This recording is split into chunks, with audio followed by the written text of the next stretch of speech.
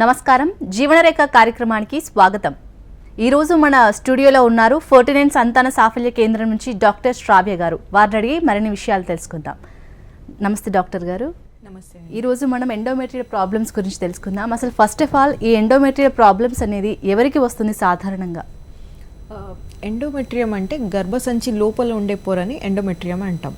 So గర్భసంచిలో నార్మల్గా 3 పొరలు ఉంటాయి. ఒకటి ఎండోమెట్రియం అంటే లోపలగా ఉండే భాగం, బయట కండరాలు ఉంటాయి, దీన్ని మయోమెట్రియం అంటారు. ఆ బయట ఉండే లేయర్ని పొర అంటే సిరోజల్ లేయర్ అంటాం.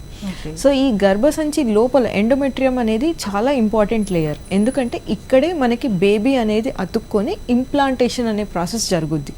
అండ్ బేబీ నెక్స్ట్ 9 నెలలు గ్రో అయ్యి పెరిగేది కూడా ఈ ఎండోమెట్రియల్ లేయర్లోనే.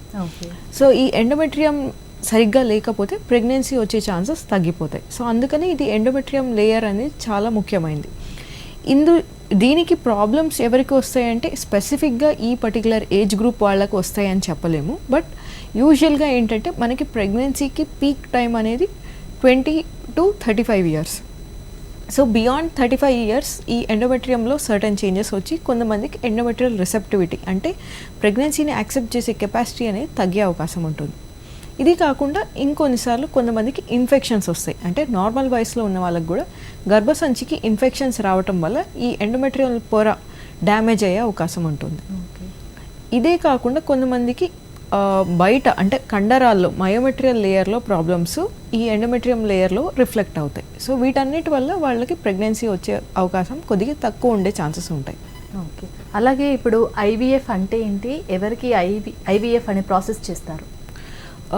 నార్మల్గా అంటే ఇప్పుడు మనం సంతానలేమితో బాధపడుతున్న కపుల్కి ఫస్ట్ అసలు చూసేది ఏంటంటే వాళ్ళు ఎన్ని రోజుల నుంచి ట్రై చేస్తున్నారు, వాళ్ళ వయసు ఎంత, వాళ్ళకి ప్రాబ్లం ఏంటి అనేది మనం టెస్ట్ చేసి చూస్తామండి. దీంట్లో కొంతమందికి మనం ఐవీఎఫ్ అనే పద్ధతి అడ్వైజ్ చేస్తాం. ఐవీఎఫ్ అంటే in vitro fertilisation or test tube baby పద్ధతి. సో ఈ పద్ధతి పర్టికులర్గా ఎవరికి అడ్వైజ్ చేస్తామంటే ఎవరికైతే ట్యూబ్స్ బ్లాక్ ఉంటాయో, అంటే గర్భసంచి పక్కన ట్యూబ్స్ ఉంటాయి, దాని పక్కన అండాశయాలు ఉంటాయి. సో ఈ ట్యూబ్స్కి ఒక ఇంపార్టెంట్ ఫంక్షన్ ఏంటంటే మనకి రిలీజ్ అయిన ఎగ్ని అండము ట్యూబ్ ద్వారా వచ్చి వీర్యకణం కూడా అక్కడికే వెళ్ళి ఫర్టిలైజేషన్ అనేది జరుగుద్ది. సో ఈ తయారైన బేబీ మళ్ళీ ట్యూబ్ నుంచి గర్భసంచికి వచ్చి అతుక్కుంటుంది. ఇది న్యాచురల్గా జరిగే ప్రాసెస్. బట్ ఎవరికైతే ట్యూబ్స్ బ్లాక్ ఉంటాయో ఈ ప్రాసెస్ అనేది జరగదు. సో వాళ్ళకి మనం ట్యూబ్స్ని బైపాస్ చేయను ఐవీఎఫ్ అడ్వైస్ చేస్తాం. సో ఈ ఐవీఎఫ్ పద్ధతి ట్యూబ్స్ బ్లాకే కాకుండా ఇంకా వేరే కండిషన్స్ కూడా అడ్వైజ్ చేస్తాం. ఒకటి కామన్గా చెప్పేది ఏంటంటే ఆడవాళ్ళకి ఎగ్ నెంబర్స్ కన్నా తగ్గిపోయి ఉంటే ఆర్ న్యాచురల్గా ట్రై చేసి చాలా ఇయర్స్ అవుతుంది, మేబీ 10-12 years, అండ్ వాళ్ళు మందులు వాడి ఐయుఐ పద్ధతిలో అన్నీ చేయించుకొని అందులో కూడా ఫెయిల్ అయిన వాళ్ళకి అడ్వైజ్ చేస్తాం. ఇదే కాకుండా మగవాళ్ళ వరకు చూస్తే ఎవరికైతే కౌంటు కదలికలు బాగా తక్కువగా ఉన్నాయి, అంటే ఒకవేళ 5 million కన్నా తక్కువ ఉండి అండ్ కదలికలు కూడా చాలా తక్కువ ఉన్న వాళ్ళకి న్యాచురల్ లేదా ఐయుఐ పద్ధతిలో ప్రెగ్నెన్సీ వచ్చే ఛాన్సెస్ తక్కువ ఉంటాయి. సో వాళ్ళకి కూడా మనం ఐవీఎఫ్ పద్ధతి అడ్వైస్ చేస్తుంటామండి. ఈ ఐవీఎఫ్ పద్ధతి అనేది సాధారణంగా అంటే ఎన్ని ఇయర్స్ న్యాచురల్గా అవనప్పుడు ఎన్ని ఇయర్స్ తర్వాత ఇది ఫాలో అవ్వడం బెటర్ అంటారు ఐవీఎఫ్ అనేది? నార్మల్గా అంటే ఇప్పుడు ఐవీఎఫ్ అనేది దెర్ ఇస్ నో అంటే ఒక హార్డ్ అండ్ ఫాస్ట్ రూల్ లాగా ఓకే 5 years ట్రై చేశారు అవ్వలేదు నెక్స్ట్ ఐవీఎఫ్కి వెళ్ళిపోవాలి అట్లా లేదు. యూజువల్గా ఎలా ఉంటుందంటే ఇప్పుడు మనం కారణం బట్టి అని చెప్పాం కదా. సో ఇప్పుడు ఎవరికైతే ట్యూబల్ బ్లాక్ ఉందనుకోండి, వాళ్ళు మ్యారేజ్ అయ్యి 2 years అయినా ఐవీఎఫ్ అడ్వైజ్ చేస్తాం. బట్ ఎవరికైతే ఒక్కొక్కసారి ట్యూబల్ బ్లాక్తో పాటు ట్యూబల్ బ్లాక్ కాకుండా అండాశయాల్లో ఎగ్ నెంబర్స్ తక్కువ ఉంది, అంటే ఇప్పుడు కొంతమందికి మ్యారేజ్ ఈ మధ్యకాలం లేట్ మ్యారేజెస్, అందరూ కెరియర్ ఓరియంటెడ్ అవుతున్నారు. సో మ్యారేజ్ అనేది మేబీ 35+ అయి ఉండొచ్చు. సో వాళ్ళు ట్రై చేసి వాళ్ళకి 1 year అవుతుంది. బట్ ఆడవాళ్ళకి ఏంటంటే మనకి ఒక బయోలాజికల్ క్లాక్ అనేది ఉంటుంది. సో ఏజ్ పెరిగే కొద్దీ ఈ అండాశయాల్లో ఎగ్ నెంబర్స్ అనేది తగ్గుతూ వెళ్తాయి. సో ఇలా ఎగ్ నెంబర్స్ తగ్గుతూ వెళ్ళినప్పుడు 35+ ఏంటంటే ఎగ్ నెంబర్స్తో పాటు ఎగ్ క్వాలిటీ కూడా తగ్గుద్ది. సో ఈ 2 ప్రాబ్లమ్స్ వల్ల వాళ్ళకి న్యాచురల్గా ప్రెగ్నెన్సీ వచ్చే ఛాన్సెస్ తగ్గుతాయి. సో మనం ఈ కారణాలు చూసుకొని అడ్వైజ్ చేస్తాం. బట్ కొన్ని కేసెస్ అంటే అన్ఎక్స్ప్లెయిన్డ్ ఇన్ఫర్టిలిటీ అంటాం. అన్ఎక్స్ప్లెయిన్డ్ ఇన్ఫర్టిలిటీ అంటే వాళ్ళకి ఆడవాళ్ళకి చూస్తే ఎగ్ నెంబర్స్ బాగానే ఉంటాయి, ట్యూబ్స్ బాగానే ఉంటాయి, అండ్ అదే కాకుండా వాళ్ళకి ఒక్కొక్కసారి ఇది మగవాళ్ళ వీర్య కణాలు కూడా బాగానే ఉంటాయి. అలా ఉన్నా కూడా వాళ్ళకి ప్రెగ్నెన్సీ అనేది రావట్లేదు, అంటే అన్ఎక్స్ప్లెయిన్డ్ ఇన్ఫర్టిలిటీ అంటాం. సో వీళ్ళకి మేబీ ఒక 5 years వరకు చూసి కాలేదు అనుకోండి, ప్రాబ్లీ ఐవీఎఫ్ అడ్వైజ్ చేస్తాం. సో ఐవీఎఫ్ అడ్వైజ్ చేయను ఒక పర్టికులర్ టైం లైన్ కన్నా వాళ్ళకి కారణం ఏంటి అన్న దాన్ని బట్టి ఉంటుంది. ఓకే, అలాగే ఈ ఐవీఎఫ్ ప్రాసెస్ అనేది ఎన్ని డేస్ ఉంటుంది? సో ఈ ఐవీఎఫ్ ప్రాసెస్ అనేది ఎలా ఉంటుందంటే, ఆడవాళ్ళకి Day 2 or 3 మనం స్కాన్ చూసి కొన్ని హార్మోన్ టెస్టులు చేయిస్తాం. ఈ హార్మోన్ టెస్టులు చేయించి అన్నీ అంటే మనకి అన్నీ సరిపోను కరెక్ట్గా ఉన్నాయి అనుకుంటే అప్పుడు ఈ ప్రాసెస్ స్టార్ట్ చేస్తాం. సో ఈ ప్రాసెస్లో ఎలా ఉంటాయంటే వాళ్ళకి డైలీ ఇంజెక్షన్స్ ఉంటాయి. డైలీ ఇంజెక్షన్స్ ఒక 10 to 12 days అనేది ఇంజెక్షన్స్ ఉంటాయి. సో ఈ 10 to 12 days ఇంజెక్షన్స్ డైలీ వాళ్ళు మనం hormonal monitoring and ultrasound monitoring అంటే 2 విధాలుగా వాళ్ళకి ఇంజెక్షన్స్ ఇచ్చినప్పుడు ఎగ్స్ అనేది గ్రో అవుతుందా లేదా అనేది చూస్తాం. సో ఈ ఎగ్స్ అనేది మనకి గ్రో అవుతుందనేది ఒక 3 days ఫర్ ఎగ్జాంపుల్ ఇంజెక్షన్స్ ఇచ్చామనుకోండి, 4th day or 5th day injections ఇచ్చిన తర్వాత స్కాన్ చూస్తాం. సో రఫ్గా ప్రాసెస్ ఈ 10 to 12 days వాళ్ళకి డైలీ ఇంజెక్షన్స్ ఉంటాయి. ఇదే కాకుండా వాళ్ళకి ఏంటంటే మనం 10 to 12 days ఇంజెక్షన్స్ స్కాన్లతో పాటు మధ్య మధ్యలో బ్లడ్ టెస్ట్లు కూడా చేయిస్తాం, అనేది ఎగ్ అనేది సరిగ్గా పెరుగుతుందా లేదా చూడండి. ఈ 10 to 12 days తర్వాత మత్తు ఇచ్చేసి ఎగ్స్ అనేది మనకి బయటకు తీయటం జరుగుద్ది. సో మత్తు ఇచ్చి ఎగ్స్ బయటకు తీసిన రోజే మగవాళ్ళ వీర్యకణాల శాంపుల్ వాళ్ళు ఇవ్వాల్సి ఉంటుంది. అదే రోజు మనం ఫర్టిలైజేషన్ అనే స్టెప్ చేస్తాం. చేసి మళ్ళీ 3 days తర్వాత తయారైన బేబీని గర్భసంచిలో డిపాజిట్ చేస్తాం. సో ఈ టోటల్ ప్రాసెస్ అంటే మనం ఒక పికప్ చేసి ఎగ్స్ తీసి ఎంబ్రియో తయారు చేసి రిటర్న్ ట్రాన్స్ఫర్ చేయడానికి మేబీ 15 to 20 days టైం పట్టచ్చు.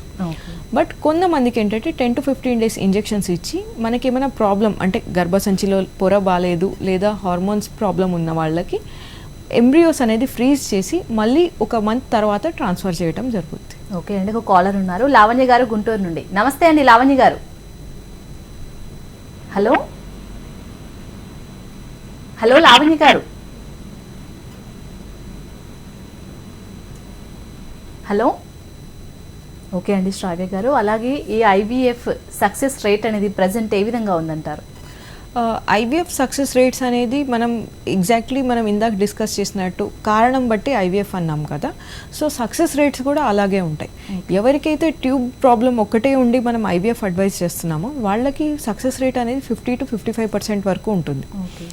బట్ ఎవరికైతే అండాశయాల్లో ఎగ్ నంబర్స్ తక్కువ ఉండి లేదా ఎగ్ క్వాలిటీ తక్కువ ఉండి మనం వెళ్తున్నాం అనుకోండి, వాళ్ళకి సక్సెస్ రేట్స్ అనేది తగ్గుద్ది. So IVF success rates maybe 30 to 50% వరకు రేంజ్ అవుతాయి. అంటే ఇవి రియలిస్టిక్ ఫిగర్స్. సో మనం ఒక కేస్ టు కేస్ బేసిస్లో తీసుకుంటే ఒకవేళ కొంతమందికి ఉట్టి మగవాళ్ళ వీర్యకణాల్లో ప్రాబ్లం ఉంది, అలాంటి కేసెస్లో మనం ఐవీఎఫ్ చేసినప్పుడు వాళ్ళకి సక్సెస్ రేట్స్ మళ్ళీ 50 to 55% ఉంటాయి. ఇదే కాకుండా మనం ఐవీఎఫ్ చేసినప్పుడు ఎలా ఉంటుందంటే మనం ఎన్ని ఎగ్స్ తీసి ఎన్ని ఎంబ్రియోస్ తయారవుతున్నా మ్యాక్సిమం గర్భసంచిలో 2 or 3 ఎంబ్రియోసే ట్రాన్స్ఫర్ చేస్తాం. కొన్ని కేసెస్లో సింగిల్ ఎంబ్రియో ట్రాన్స్ఫర్ చేస్తాం. సో మన దగ్గర ఒకవేళ ఎక్కువ ఎంబ్రియోస్ ఉన్నాయనుకోండి, ఒక సైకిల్లో వాళ్ళు ఫెయిల్ అయినా నెక్స్ట్ సైకిల్లో మళ్ళీ లైనింగ్ ఒక్కటే ప్రిపేర్ చేసి ఎండోమెట్రియం ప్రిపేర్ చేసి ఎంబ్రియో డిపాజిట్ చేయటం జరుగుద్ది. సో ఇలా మనం క్యూములేటివ్ ప్రెగ్నెన్సీ రేట్ అని చూస్తాం. సో ఒక సైకిల్ నుంచి వచ్చిన ఎంబ్రియోస్ ద్వారా వాళ్ళకి ప్రెగ్నెన్సీ వచ్చే ఛాన్సెస్ మేబీ 60% వరకు వెళ్తాయండి. ఓకే అండి, ఇంకో కాలర్ లైన్లో ఉన్నారు, శ్రీనివాస్ గారు బెల్లంపల్లి నుండి. నమస్తే శ్రీనివాస్ గారు. హలో. నమస్తే. నమస్తే నమస్తే అండి, మీ ప్రాబ్లం ఏంటో చెప్పండి. శ్రావ్య గారు ఉన్నారు, మాట్లాడండి. మేడం నమస్తే అండి, చెప్పండి సార్. అయ్యో నాది మాకు ఇట్లా హాస్పిటల్ పోతున్నాం మేడం. కొద్దిగా గట్టిగా మాట్లాడండి. వినక్కలేదా? ఇప్పుడు చెప్పండి శ్రీనివాస్ గారు. అయ్యో కిలో కౌంటర్ ఎట్లా చేస్తారు మేడం? మీ వాయిస్ సరిగ్గా వినపట్లేదండి, మీరు టీవీ దగ్గర నుంచి పక్కకు వచ్చి చెప్పరా? ఓకే అండి, ఇంకో కాలర్ లైన్లో ఉన్నారు. హలో సరోజ గారు. చెప్పండి మేడం. నమస్తే అండి. నమస్తే మేడం. మీ ప్రాబ్లం ఏంటో చెప్పండి, డాక్టర్ గారు ఉన్నారు, మాట్లాడండి. చెప్పండి మేడం. సరోజ గారు చెప్పండి మా. నమస్తే మేడం. సరోజ గారు మీ ప్రాబ్లం చెప్పండి. మేడం మాకు సక్సెస్ రేట్ ఏమో చూసుకోలేదు, దొరకలేదు సక్సెస్ రేట్. మీ వాయిస్ క్లారిటీగా లేదండి, కొంచెం గట్టిగా మాట్లాడండి సరోజ గారు. ఐవీఎఫ్ వెళ్ళినా మాకు సక్సెస్ దొరుకుతుందో లేదు మాకు తెలుస్తా ఉంది మేడం. ఐవీఎఫ్ సక్సెస్ అనేది మీకు అంటే ఐవీఎఫ్లో మనకి ఎలా ఉంటుందంటే మా సక్సెస్ రేట్స్ అనేది మీకు కండిషన్ బట్టి ఉంటుంది మా. ఒకసారి ఐవీఎఫ్ ఫెయిల్ అయినంత మాత్రాన మళ్ళీ ఐవీఎఫ్లో సక్సెస్ ఉండదు అనేది లేదు. ఎలా ఉంటుందంటే ఒకవేళ మీకు ఒక సైకిల్లో వచ్చిన ఎంబ్రియో క్వాలిటీలో ఏమైనా లోపం ఉందనుకోండి, మళ్ళీ మనం చూసి ఒకవేళ మీకు ఎగ్ నెంబర్స్ అన్నీ బాగానే ఉంటే యూజువల్లీ ఎలా ఉంటుందంటే ఒక సైకిల్లో ఒక ఎగ్ నెంబర్స్ వచ్చాయనుకోండి, నెక్స్ట్ సైకిల్లో మనకి బెటర్ క్వాలిటీ ఎంబ్రియో వచ్చే ఛాన్సెస్ ఉంటాయి. సో మళ్ళీ ఇంకొకసారి ఐవీఎఫ్కి వెళ్ళొచ్చు. యూజువల్లీ ఏంటంటే మనకి చాలామందికి ఎలా ఉంటుందంటే ఒక సైకిల్లో ఫెయిల్ అయిన తర్వాత మళ్ళీ ఇంకా ఐవీఎఫ్ వెళ్ళలేమా అనే అనుమానం ఉంటుంది. బట్ ఏంటంటే మనం ఐవీఎఫ్ ఫెయిల్ అయిన తర్వాత కూడా మళ్ళీ ఇంకొకసారి ఐవీఎఫ్కి అయితే వెళ్ళొచ్చండి. బట్ ఏంటంటే మనం చూసుకోవాల్సింది ముందు సైకిల్ ఎందుకు ఫెయిల్ అయింది అని చూడాలి. చూసి ఆ ఫ్యాక్టర్స్ కన్నా కరెక్ట్ చేయగలిగితే మీకు సక్సెస్ వచ్చే ఛాన్సెస్ ఉంటాయమ్మా. ఓకే, అలాగే ఇప్పుడు ఐవీఎఫ్ ప్రాసెస్ ద్వారా ఏమైనా కాంప్లికేషన్స్ వచ్చే అవకాశం ఉందంటారా?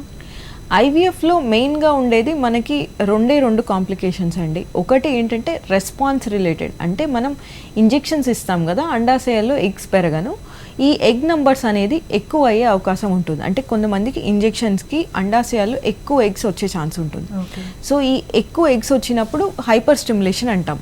సో ఈ హైపర్ స్టిమ్యులేషన్ని మనం ఈ మధ్యకాలం కరెంట్ మెడికేషన్స్తో కంట్రోల్ చేస్తున్నాం. ఎలా అంటే వీళ్ళకి ట్రిగర్ ఇంజెక్షన్ ఇచ్చేసిన తర్వాత అదే నెలలో ట్రాన్స్ఫర్ చేయకుండా నెక్స్ట్ మంత్ ట్రాన్స్ఫర్ చేసేటట్టు ప్లాన్ చేస్తాం. సో దట్ వాళ్ళకి ఈ అండాశయాలు నార్మల్ సైజ్ వచ్చిన తర్వాతే ట్రాన్స్ఫర్ చేస్తాం. సో ఈ హైపర్ స్టిమ్యులేషన్ అనే ఛాన్స్ చాలా తగ్గిపోయింది. అండ్ రెండవది ఏంటంటే పువర్ రెస్పాన్స్, అంటే మీకు ఇంజెక్షన్స్ ఇచ్చిన తర్వాత కూడా మీ బాడీ ఒక్కొక్కసారి ఏంటంటే మనం ఇంజెక్షన్స్ ఇచ్చినప్పుడు రెస్పాన్స్ అనేది తక్కువ ఉండే అవకాశం ఉంటుంది. సో ఇది రెస్పాన్స్ రిలేటెడ్ కాంప్లికేషన్. ఈ రెండు కాకుండా ఐవీఎఫ్ సంబంధించి మేజర్ లాంగ్ టర్మ్ కాంప్లికేషన్స్ లాంటివి అయితే ఏమీ ఉండవండి. ఓకే అండి, సౌజన్య గుంటూరు నుండి కాలర్ లైన్లో ఉన్నారు. నమస్తే అండి సౌజన్య గారు. సౌజన్య గారు హలో. హలో, నమస్తే అండి, మీ ప్రాబ్లం ఏంటో చెప్పండి, డాక్టర్ గారు ఉన్నారు. అంటే నాకు కన్ఫర్మ్ కాలేదు. హలో హలో చెప్పండి మా. అంటే మ్యారేజ్ 1 year అవుతుంది.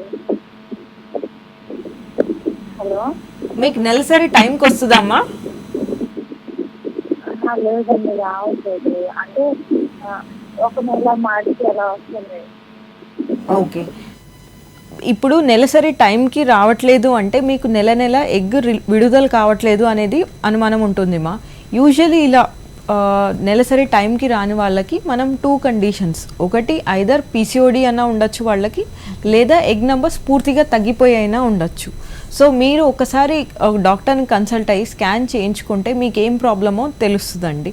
దాన్ని బట్టి మనం ఫర్దర్గా నెక్స్ట్ ఏం చేయాలని డిసైడ్ చేయొచ్చు. ఒకవేళ మీరు పీసీఓడి సమస్యతో బాధపడుతుంటే నార్మల్ సింపుల్ మెడికేషన్స్ ద్వారా మీకు ఎగ్ రిలీజ్ అవ్వని మెడిసిన్స్ ఇచ్చి ఏ టైంలో భార్యాభర్తలు ట్రై చేయొచ్చు అనేది చెప్తారండి.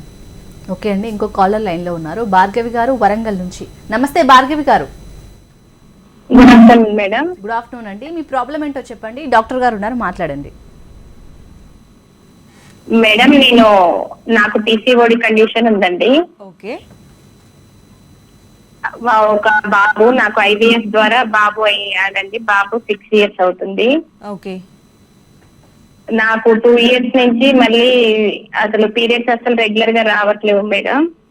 ఓకే, రిజిస్ట్రాన్ మెడిసిన్ వాడితేనే పీరియడ్స్ రెగ్యులర్ గా వస్తున్నాయి, లేకుంటే రావట్లేవు. దీనికి ఏమన్నా సొల్యూషన్ చెప్తారా మేడం? ఓకే. ఇప్పుడు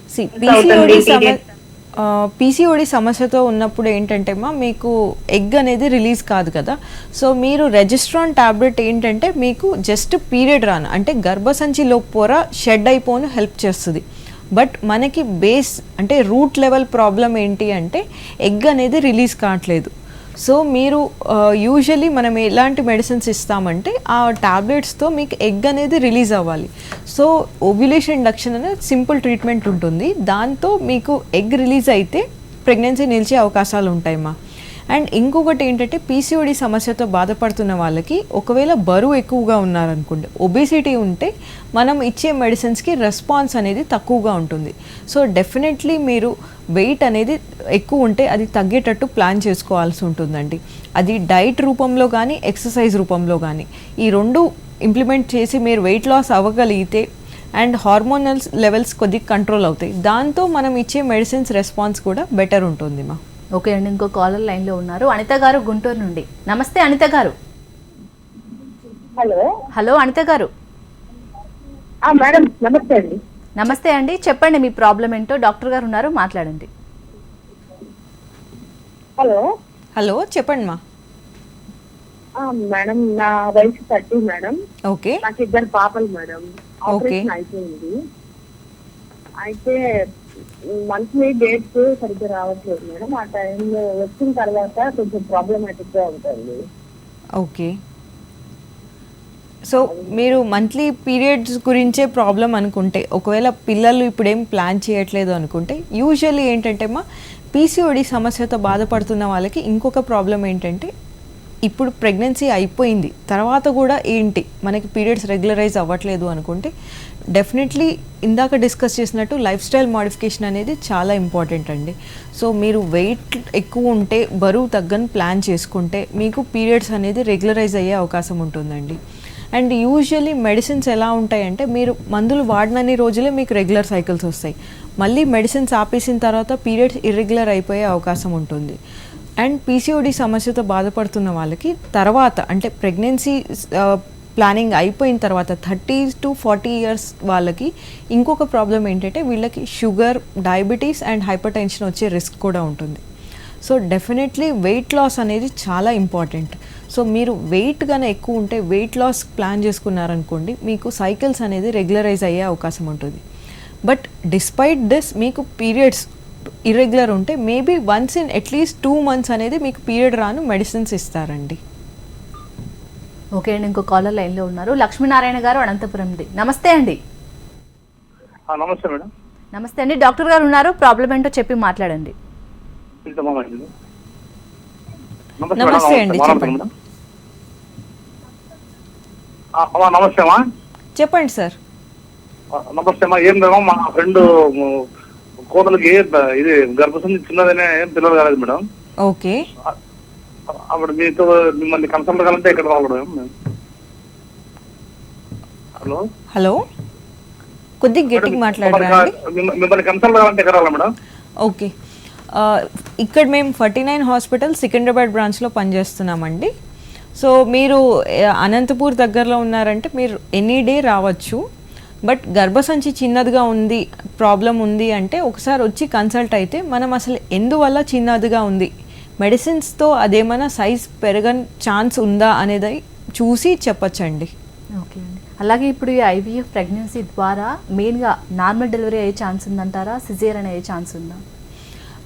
నార్మల్గా ఏంటంటే చాలామందికి ఒక అపోహ కామన్గా ఉండే మెత్ ఏంటంటే ఐవీఎఫ్ ప్రెగ్నెన్సీ అంటే అది సిజేరియనే అవుద్ది, నార్మల్ అయ్యే అవకాశం లేదు అని చాలామంది అనుకుంటారు. బట్ అలాంటిది ఏం లేదు. ఐవీఎఫ్ ప్రెగ్నెన్సీ ఫస్ట్ 3 months వరకే మనం ఇచ్చే మెడిసిన్స్, ప్రెగ్నెన్సీస్కి ఇచ్చే సపోర్టింగ్ మెడిసిన్స్ కొద్దిగా డిఫరెంట్ ఉంటాయి కాబట్టి అది డిఫరెంట్ అప్ టిల్ 3 months. 3 నెలలు నిండిన తర్వాత ఐవీఎఫ్ ప్రెగ్నెన్సీ అయినా నార్మల్ ప్రెగ్నెన్సీ అయినా రెండు సేమ్, న్యాచురల్ కన్సీవ్ అయిన ప్రెగ్నెన్సీ. ఓన్లీ థింగ్ ఏంటంటే ఐవీఎఫ్ ప్రెగ్నెన్సీస్లో మల్టిపుల్ ప్రెగ్నెన్సీ అంటే ట్విన్స్ వచ్చే ఛాన్సెస్ కొద్దిగా ఎక్కువగా ఉంటాయి. సో ఈ ట్విన్ ప్రెగ్నెన్సీ ఉన్న వాళ్ళకి సిజేరియన్ అయ్యే ఛాన్సెస్ డెఫినెట్లీ ఎక్కువ ఉంటాయండి.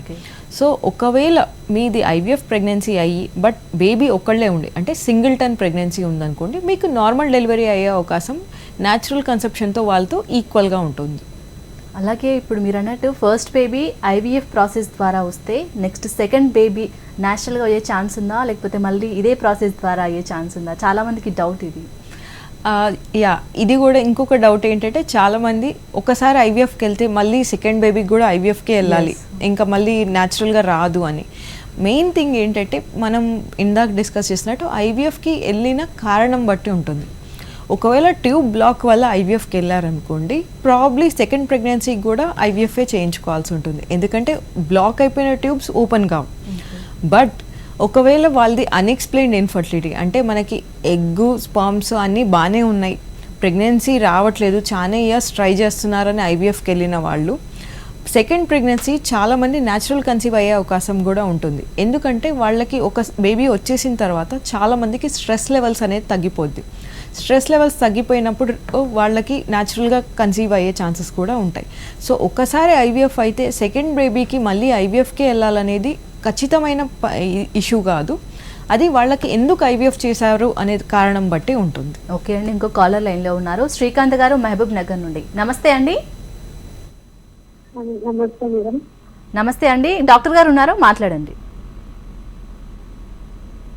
హలో, చెప్పండి మా. నమస్తే మేడం.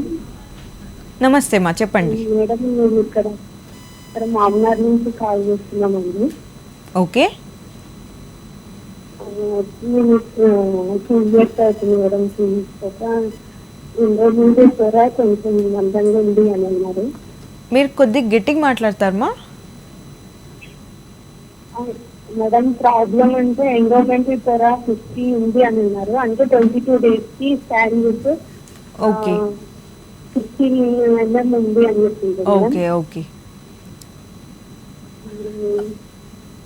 సో కొంతమందికి ఏంటంటే ఈ కాలర్ అడిగినట్టు ఎండోమెట్రియం గర్భసంచి లోపలి పొర బాగా మందం అయిపోతుంటుంది.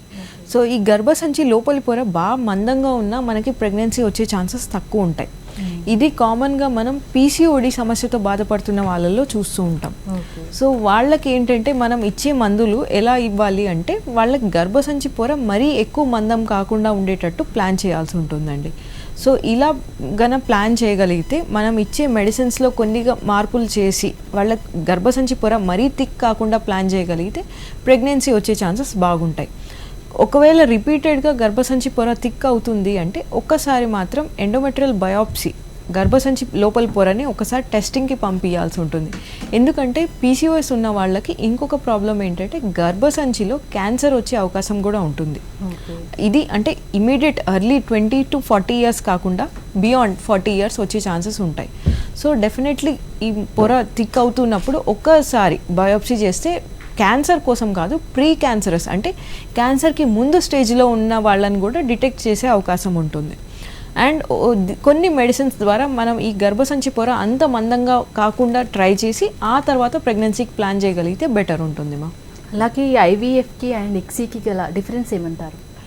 సో ఐవీఎఫ్ అండ్ ఇక్సీ అనేది రెండు ఏంటంటే మనం బయట ఫర్టిలైజేషన్ చేసే పద్ధతులు.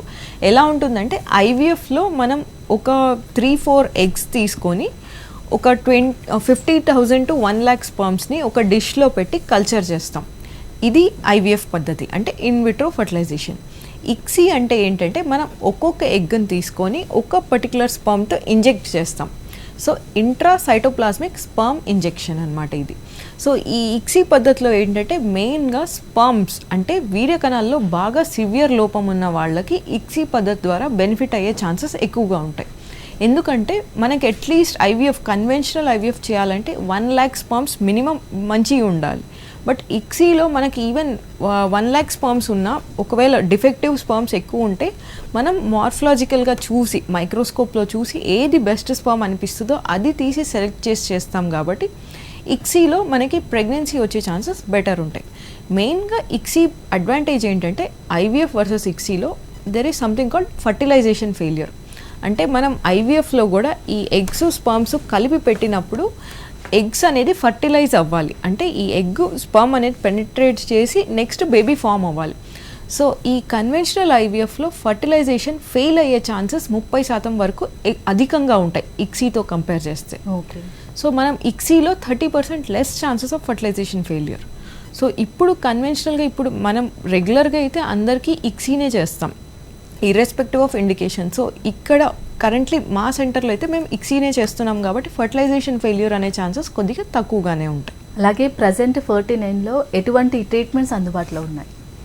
సో 49లో ట్రీట్మెంట్ ఆప్షన్స్ అనేది మనకి ఏంటంటే ఒక కపుల్ సంతానలేమి సమస్యతో బాధపడుతున్న వాళ్ళు వచ్చినప్పుడు ఫస్ట్గా కపుల్ని ఇవాల్యుయేట్ చేయటం జరుగుతుంది. సో భార్యాభర్త ఇద్దరిని ఇవాల్యుయేట్ చేసి వాళ్ళ ప్రాబ్లం ఏంటో ఐడెంటిఫై చేసి దానికి తగ్గ సొల్యూషన్ ఇవ్వటం జరుగుతుందండి. సో ఈ సొల్యూషన్స్ అనేది it can range from simple medicines, ovulation induction అంటాము, దాని నుంచి IVF, ICSI and pre implantation genetic testing వరకు. అంటే ఎంబ్రియోస్ కొంతమందికి జెనెటిక్ లోపాలతో బాధపడుతుంటారు.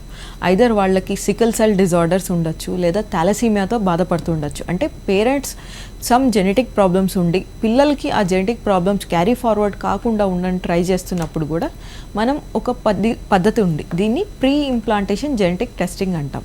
సో IVF చేసి తయారైన ఎంబ్రియోస్ని బయాప్సీ చేస్తాం. సో ఈ ఎంబ్రియోస్లో నార్మల్ ఎంబ్రియో ఏది ఉందో అది ట్రాన్స్ఫర్ చేస్తాం. సో అలా మనము వీళ్ళకి అన్ఎఫెక్టెడ్ బేబీని ఇచ్చే అవకాశం ఉంటుంది. So highest level of infertility treatment అనేది 49లో ఇవ్వటం జరుగుతుందండి. ఓకే అండి. అలాగే ఇప్పుడు ఈ కాలంలో చూసుకుంటే చాలా మందికి అబార్షన్స్ అవుతున్నాయి. ఫస్ట్ అబార్షన్ అవ్వగానే మళ్ళీ సెకండ్ అలా రిపీటెడ్గా అవుతున్నాయి. అసలు మెయిన్గా దేని వల్ల సమస్య వస్తుందంటారు అబార్షన్స్ కావడానికి? సో అబార్షన్స్కి కారణాలు అనేది ఒక చాలా వైడ్ వెరైటీ ఆఫ్ కాజెస్ ఉంటాయండి. ఫస్ట్ కామన్ కాజ్ ఏంటంటే జెనెటిక్. ఇది కాకుండా గర్భసంచిలో లోపాలు ఉంటాయి. ఇది కాకుండా ఏంటంటే ఆడవాళ్ళకి బాడీలో సమ్ ఇమ్యూన్ డిజార్డర్స్ ఉంటాయి. సో మనకి రికరెంట్ అబార్షన్స్ అవుతున్న వాళ్ళకి కొన్ని టెస్టులు చేసి అంటే వాళ్ళకి ఏ కారణం వల్ల అబార్షన్ అవుతుంది అనేది చూసి దాన్ని బట్టి ట్రీట్మెంట్ ఇస్తాం. బట్ అన్ని టెస్టులు చేసినా ఒక 20 నుంచి 30% వరకు ఏంటంటే అన్ఎక్స్ప్లెయిన్డ్ కాజెస్ కూడా ఉంటాయి. ఓకే. సో ఈ అబార్షన్స్కి మనం స్పెసిఫిక్గా కాజ్ ఐడెంటిఫై చేయగలిగితేనే ట్రీట్మెంట్ అనేది ఉంటుంది. సో అబార్షన్స్ అవుతున్న వాళ్ళు యూజువల్లీ అప్రోచ్ అయితే మనం ఆడవాళ్ళకి టెస్టులు చేసి అండ్ జెనెటిక్ అంటే వాళ్ళ క్యారియోటైపింగ్ అనే టెస్టులు కూడా చేసి దెన్ వాటి కారణం బట్టి ట్రీట్మెంట్ ఆప్షన్స్ అనేది డిస్కస్ చేస్తాం. ఓకే అండి, థ్యాంక్ యూ అండి. ఈరోజు మా ప్రేక్షకులు అడిగిన మంచి ప్రశ్నలకు చక్కగా సమాధానం ఇచ్చారు. ధన్యవాదాలు.